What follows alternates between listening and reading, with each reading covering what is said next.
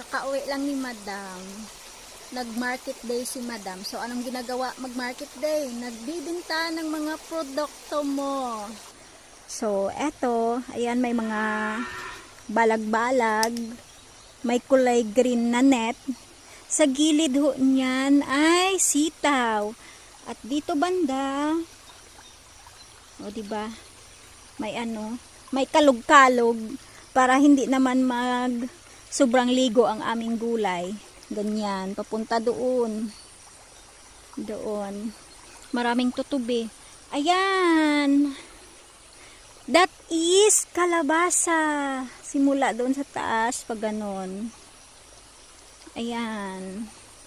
Andoon is okra ho yata. Doon sa banda sa baba is pechay. Wala na yatang ligbos ngayon. Pero kung mangligbos man ka mo, ligbos lang ha. Hindi pagbulang tambo. Basi doon na yan, masulod na ka mo sa net ha. Hindi lang magpakita sa akon. Check lang. Pero magpaalam naman kasi. Ay, nako. Gablog pati ako. Baka ba mas special mention ko ba? Hindi joke lang. Mabait naman ako. Ay.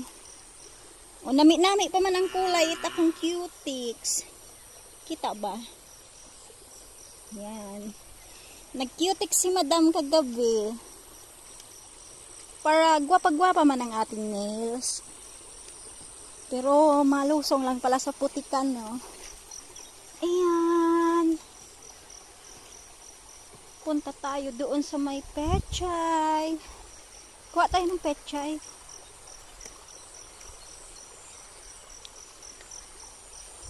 Medyo antok pa nga ako eh. Aray ko. Alam niyo ba kung anong halo ng pechay? Nakakunin ko sardinas. Tipid muna tayo ngayon. Sawa na rin ako sa isda. Lagi na lang isda. Ay, isda din yun ang sardinas. Pero sa lata lang. Ay, okra pala. Okras. Palayan kasi ito. Tapos, ginawa naming garden. Kaya, medyo madamo. Mamugon pa nga ni ko manghilamon ay.